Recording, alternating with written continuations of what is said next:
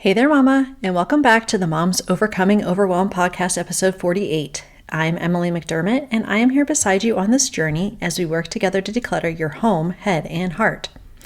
I hope that you loved last week's conversation with Melanie Wegner all about selling on Facebook Marketplace.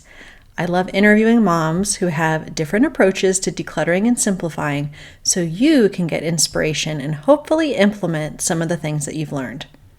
I have been doing some virtual decluttering coaching sessions, and there is one tool that I come back to time and time again to help people declutter faster and more efficiently. Can you guess what it might be? Let's see. Is it a dumpster? No. A storage unit? No. Try again. It's something that allows you to declutter a space without agonizing about letting go of something, which means that you can spend your precious energy on working through that space quickly instead of having it drained from the get-go. I am so excited to share this game changer with you. So what do you say? Grab that notebook and pen and let's dive into today's episode. Hey there, Mama. Are you tired of all the stuff crowding your home, calendar, and mind? Do you wish you could say goodbye to the endless to-do list running around in your head? Want to declutter but don't know where to start? You're in the right place. Welcome to Moms Overcoming Overwhelm, where you will find proven and practical solutions to declutter your home, head, and heart. Hi, I'm Emily, a wife, boy mom, and simplicity seeker. I struggled to get pregnant and felt overwhelmed until I discovered decluttering could create the physical and emotional space I needed to become a mom. Now, 2 kids later, I've transformed my life and motherhood by developing simple systems around decluttering, capsule wardrobes, kid stuff, cleaning and tidying, meal planning, time management, and more, and I can't wait to share them with you. If you're ready to reclaim the time and energy you crave, be present with your kids, and finally enjoy the life and motherhood you so deserve, let's kick overwhelm to the curb, shall we? Grab your lukewarm coffee, your notebook and pen, and clear off some counter space. Let's do this.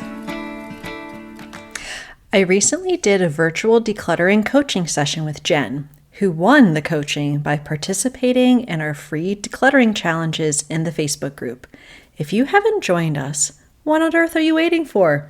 Go to tinyurl.com/moms overcoming overwhelm and join the fun because we are starting a new 5-day challenge coming up on Monday, August 7th.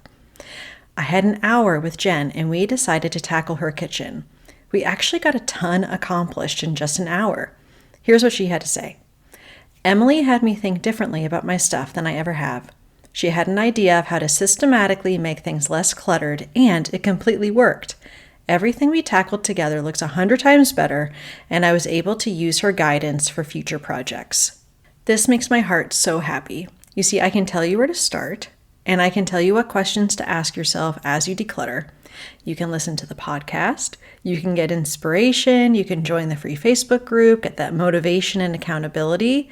That all may be enough for you, and if so, I am so incredibly happy because you're starting the process to reclaim your life and your motherhood. But if you want someone telling you exactly what to do, step by step, in real time, either in person or virtually, I would love to help you. Simply go to the show notes and find out more about how you can work with me, and hopefully we can meet up. Okay, Mama. What is this amazing, game-changing, life-altering tool I'm talking about? Well, if you've listened to some of the earlier episodes of the podcast, like episode 5 about where to start on your decluttering journey, you know that you don't need much in the way of tools to start decluttering any space in your home. Here is the list of things that I recommend. Number 1, you want to have trash bags, at least 2 of them, one for, trash, and one for recycling. The second thing you want to have is a vacuum or a dust buster, cleaning cloths, and spray. Anything that can help you clean the area when you have everything out of that drawer, off the shelf, and so on, and before you put anything back. Number 3, you want to have some sticky notes, a permanent marker, and some masking tape. We're going to talk about these and why we use them soon. Number 4, you want to have some boxes, bins, or black trash bags. The point is that you can't see through it at all so that no one else gets curious about what you're planning to declutter or put aside. So I recommend having at least 3 separate containers, and we're just going to go ahead and call them bins. Bin number 1 is for anything that you find while you're decluttering that is not in its permanent home. Side note, episode 7 is all about why we need to have a home for everything. So if you haven't done it already, go ahead and listen to that episode. Bin number 2 is for anything that you are absolutely sure that you want to declutter. Anything that you no longer use, love, or need, and you're able to make that decision easily. Bin number 3 is the special, life-altering bin that will help you so much on your decluttering journey. And it is an out-of-sight, out-of-mind bin. Now, I've talked about the out-of-sight, out-of-mind bin before, most recently in episode 46 about decluttering when kids are home for the summer. But I haven't really explained why it's important or exactly how to use it. So let's go ahead, get that notebook and pen out if you haven't already, and let's dive into these 4 steps on how to effectively use an out-of-sight, out-of-mind bin to help you declutter more effectively. All right, step number 1, we want to make sure that we are using the container concept we spoke about in episode 6. And you have now, at this step, you've removed everything from the shelf, the drawer, the section of the closet that you are working in. You can clean that area with whatever cleaning tools are appropriate. And then you want to use those trash bags that we talked about for your trash and recycling. Then you put everything that's not in its permanent home in that bin. Anything that you know that you're going to declutter, put in that bin. Now you have everything that's left. And you're going to be making decisions about what to put back on the shelf, in the drawer, and so forth. What do we start with? Pop quiz. We start with what we need, use, and love first. So let's go ahead and do an example to make it a little bit easier to conceptualize this. Let's use your closet as an example. Let's say you are going to declutter your short-sleeved shirts only. Why only your short-sleeved shirts? Because I recommend decluttering in short spurts of like 15 minutes, and we are not, I repeat, not going to get overwhelmed, right? So you take all your short-sleeved shirts out of the closet, and then you're going to designate how much space in your closet you want short-sleeved shirts to take up. Let's say instead of things being in drawers and hanging and so forth, let's say for the purpose of this example, you hang all of those short sleeve shirts. If you want, you can get at that masking tape that I talked about and put a little piece of it on the rod, the closet rod, where things hang, so you know how many short sleeve shirts will fit comfortably, not crammed in there, but fit comfortably in the space that you've allotted. Now, I want you to look through your short sleeve shirts and put back on the hangers what you wear often, what you love, and what fits you. Awesome, fantastic, good job. So maybe there's still some space left for additional short sleeve shirts. You can look in the pile and maybe there's still a handful there. Perhaps you don't want to declutter them because they still fit you. You wear them occasionally. They just aren't your go-to short sleeve shirts. This is where the out of sight, out of mind bin comes in. So we're going to move on now to step 2. Step 2 is to put the things you don't feel comfortable decluttering, but aren't those absolute favorite go-to items in that out of sight, out of mind bin. It's okay if you have more closet space available and those shirts could fit there. Right now, we're only putting in there what we wear and love. In my conversation with Jennifer Mackey Mary from Everyday Style, which is episode 33, and also one of my most popular episodes, she said something that really stuck with me. Your wardrobe, what you actually wear, is the boutique you shop from every day. It's not a museum for what fit you 5 years ago, or a warehouse for what you might wear 5 years from now.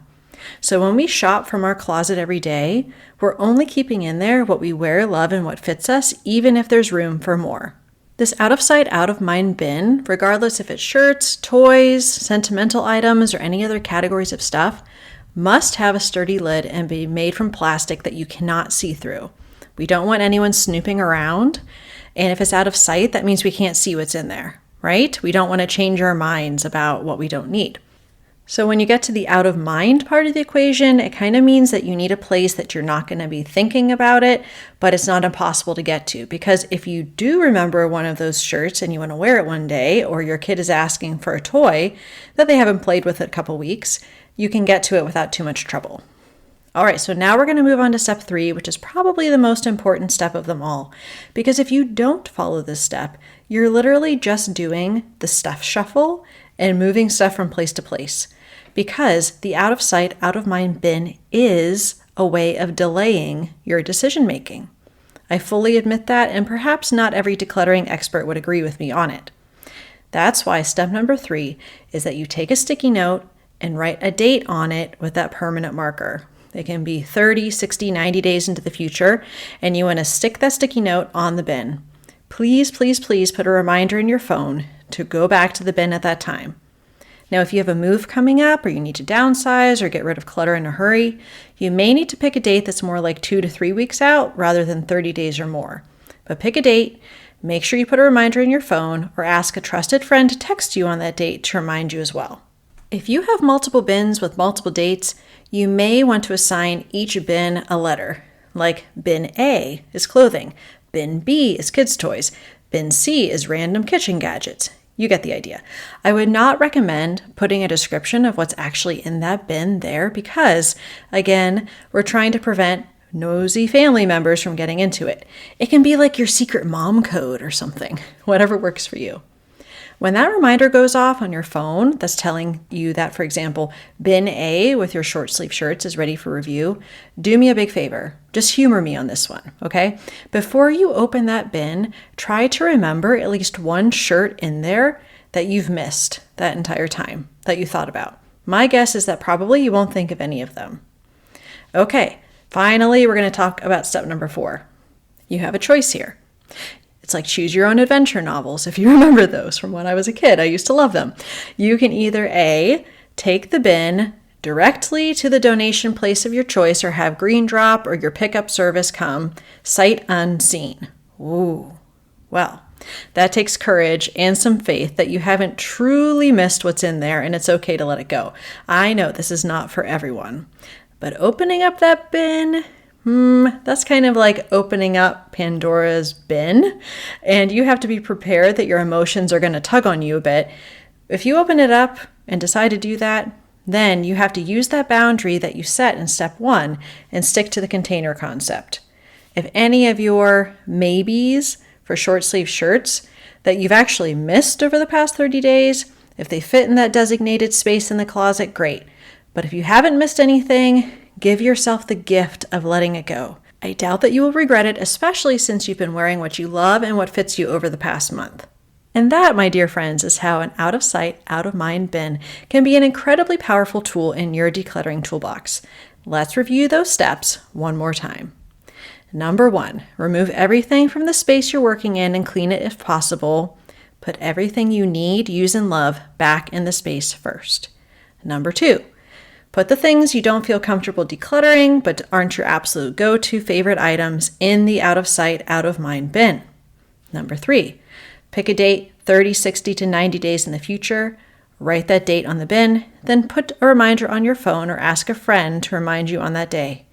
Number 4, when you get the reminder, you can either take the bin sight unseen directly somewhere for donation if you haven't thought about or missed anything in there, or you can open up the bin and then use the container concept for filling any remaining space that you've designated for that category.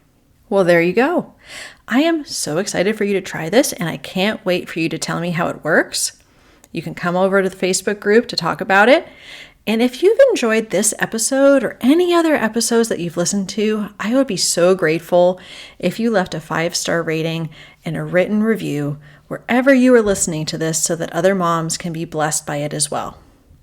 Next week, we're going to be talking to my friend Erica Diaz-Castro from Her Renewed Strength about the connection between mental and physical clutter. And she's going to be sharing her best time management tips for overwhelmed moms and so much more. I'll see you next week. Bye for now. If you like today's podcast, here's what you can do. Just take 30 seconds to leave me a review. I know you're a busy mama. You're overwhelmed, in fact, but 30 seconds of your day makes such an impact. I'll be blessed by your words. They'll definitely make my day. And who knows, you might be entered for this month's giveaway. In Apple Podcasts, scroll down to write a review. Thanks so much for your time. I'm so grateful for you.